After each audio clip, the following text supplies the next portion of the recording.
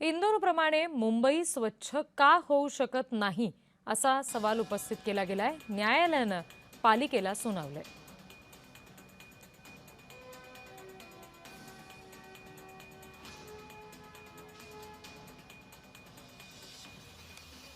स्वच्छ मुंबई केवळ मुंबई महानगरपालिकेची नव्हे तर मुंबईकरांची जबाबदारी आहे, असं मुंबई उच्च न्यायालयाने पुन्हा एकदा स्पष्ट केलंय. प्रशासनाची इच्छाशक्ती आणि मुंबईकरांची जबाबदारी या दोन्हींचा संगम झाला तर इंदोर प्रमाणे मुंबईला स्वच्छ शहरांच्या यादीत अव्वल स्थान मिळू शकते. या ताशेऱ्यानंतर मुंबईकर आणि मुंबई महानगरपालिका किती बदलतात हे पाहणं महत्वाचं ठरणार आहे. व्हिडिओ जर्नलिस्ट राजेश धोत्रेसह मी महेंद्र जोयल, जय महाराष्ट्र न्यूज, मुंबई. मुंबई शहरामध्ये प्लास्टिकचा अमर्याद वापर आता सुरू झालेला आहे. आपण जागोजागी बघाल तर प्लास्टिकच्या बाटल्यांचा खच पडलेला आहे. जागोजागी रस्त्यावरती थुंकणं सुरू असतं. जागोजागी रस्त्यावरती स्टॉल लागलेले असतात. स्टॉल लागणं काही चुकीचं नाही, धंदा करणंही चुकीचं नाही.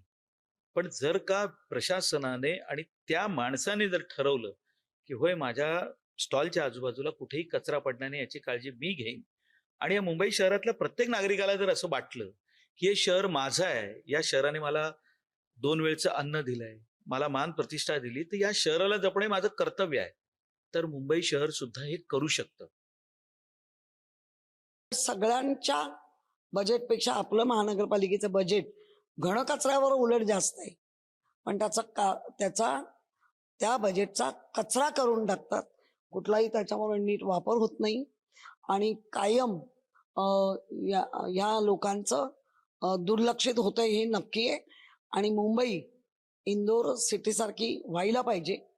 इंदोरचा असलेला तो परिसर आहे म्हणजे किलोमीटरचा, त्याच्या डबल आपण आहोत हे नक्की आहे.